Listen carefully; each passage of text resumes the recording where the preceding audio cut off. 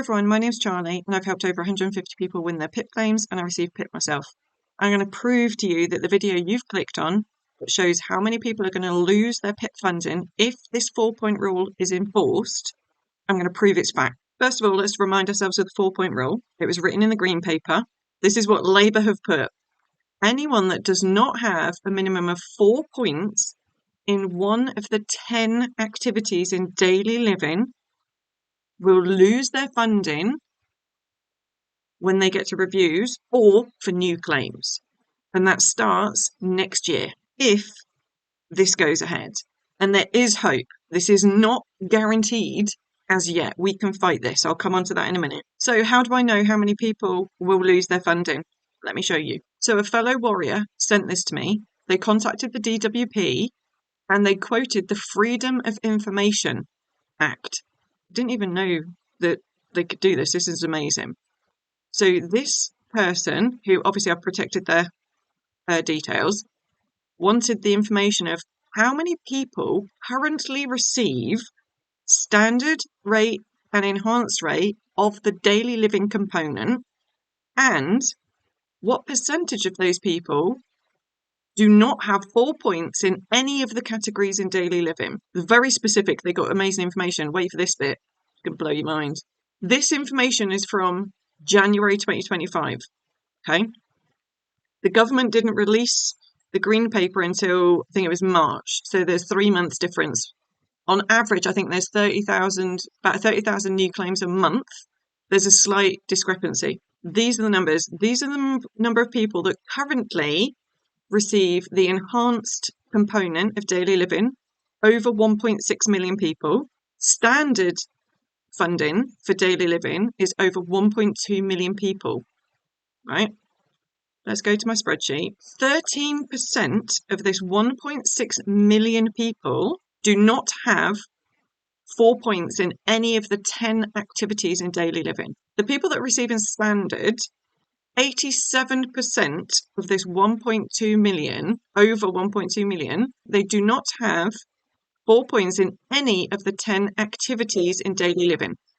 So how many people is that? Over 209,000 people will lose their enhanced funding by the year 2029, because this will be they are proposing to enforce this from next year, currently 2025. If this goes ahead, it will start on people's reviews from next year and new claims, okay? But we're just talking about people that have currently got it at the moment. How many people will lose the standard?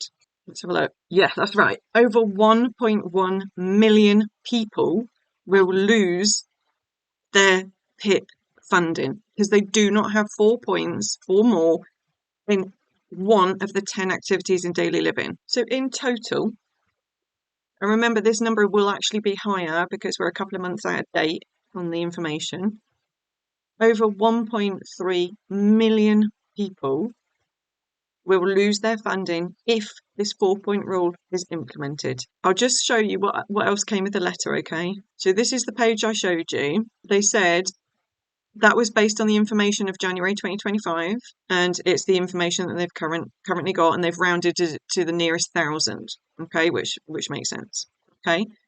And then the final page just had the basic information of if you're not happy with this, please, contact us. What the actual fuck? I couldn't believe it when I saw those numbers. What's interesting is the number I keep hearing is about 250,000 people will be impacted. You know how government's really smart about how they say things?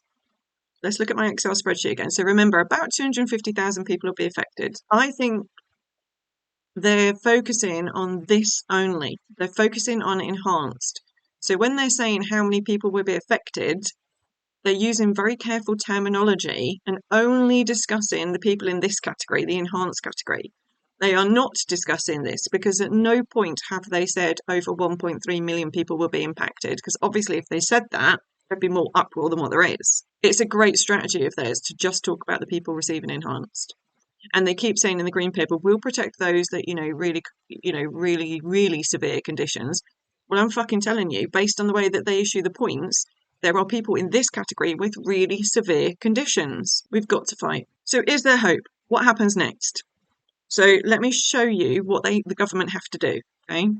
Again, this is Googled because I didn't know anything about this when all this green paper came out. So this is basically how a law gets made. So the papers have been written. The bill has to be, the final idea has to be introduced to Parliament. As far as I'm aware, that's not happened yet. Then it's read out in Parliament so that everyone knows about it. And then they go into detail and the MPs debate it. Okay. And it's very difficult for the Labour MPs to disagree with their boss, but some are, because they're supposed to toe the party line, right? Conservatives think we're all scroungers, so they're not going to help us. Lib Dems could help us, but there aren't many of them. Committee stage, they've got to go through the bill, they've got to tweak it, write the report, and changes can be agreed, or there could be changes again, okay? It's not a done deal. Even though they've stated they're going to implement the 4-point rule, if there's enough of an uproar about it, they could bow down to basically pressure from us, I don't know the posh word for us, us the voters. If us the voters kick off enough, they could remove the 4-point rule and stop targeting our vulnerable community. Fuck's sake. What do we need to do about this? So there's 2 things we can do, right? 1, a petition. I'm going to show you how to do that. 2, we've got to get our MPs on board. I'll show you how to do that, and that'll be the end of today's video, okay? Oh, before we get on to that, let me show you this. So we started a petition, and I don't know if you saw the videos, but I started a petition on change.org, then found out that you're supposed to do a government petition. I learned a lot. We registered with the government, and it takes ages to get it authorised, and it's a pain in the arse, right? And they can decline it. Well, guess what? It's a good job we kept the change.org one, because look, they will not start our petition. Okay, so we're with change.org. The reason they said no to our petition is because there is a similar petition. There is no petition about the 4-point rule. And the petition that they gave us the example to has something like 700 signatures. We've got nearly 50,000 signatures. So I'm really pissed about that. But let's go to our petition, which can get raised in Parliament if we get the MPs on board. So if you go to my channel, go to one of the most recent videos. Go to the description and it says link to petition. Just click on that. Oh, it takes us straight to it. Sometimes it says, do you want to leave the platform? All you need to do is, so we've got 48,316. We need 100,000, okay? First name, last name, email. If you want an update or not, click sign the petition. You can keep your name confidential. Then it will send you an email and you just got to verify it. That's it, done. And you can share it. If you scroll to the bottom of the petition, there's loads of ways to share it, okay? Please share it. We need every signature, yours included. Please sign and share today. Then we need to get our MPs on board. So I'll show you. We've got to send an email, okay? You basically got to send an email. So I'm going to show you where there's a template with the information we need to provide to them. It's really easy. So if you go on to where the petition is, so if you click into this, go on to, where's my website? Oh. Sorry. Go onto the website. Yes, we want to go to the site. Go onto free stuff here. MP template. Click download. Download it. Okay, so this is basically a Word document. So anything that's bold like this bit, you just put in your information. Now you don't have to, you can use this as a guideline and change it. You don't have to use this. It's completely your choice. This is the important bits. They need to know how PIP changed your life and what will happen if you lose PIP. That's the important bit, okay? And then you just sign it and date it, and it's got information on the 4-point rule at the bottom. You might be thinking, but how do I find my MP? Really easy. Go to Google, find my MP, go into the Parliament one. You literally put in your postcode and it will come up with your MP's details, including their email. A number of people have got their MPs on board, which is amazing. But we are getting a lot of MPs that are sending standard responses back. It's not acceptable to have a standard response. So every MP, there's over 600 of them, and every MP has, I think they're called caseworkers. The caseworkers will go through the emails, at least probably on average once a week. The MPs will look at their own inbox because they want to know what people are talking about. So it's not enough for us to have sent emails when this first happened. We need to keep refreshing this in their brain that we are not going to be quiet about this. We are not going to give up. It is not acceptable for the government to target a fucking vulnerable community like ours. Please do everything you can, and I will keep you posted.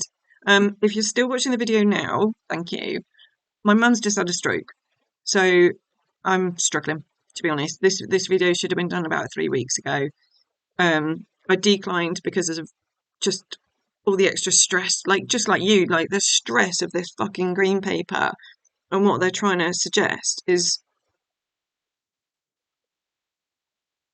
I don't even know the words on how much this is impacting our mental health.